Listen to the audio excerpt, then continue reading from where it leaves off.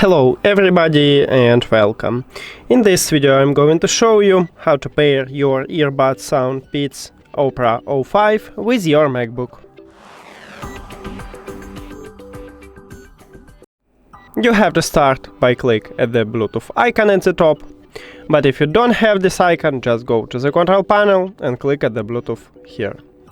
Then go to the settings.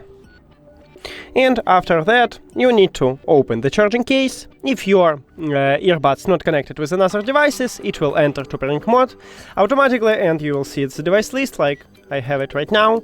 But we can also enter to pairing mode manually.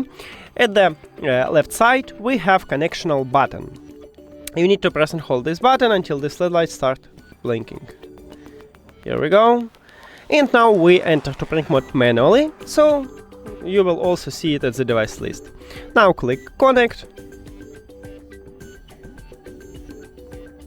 And we did it!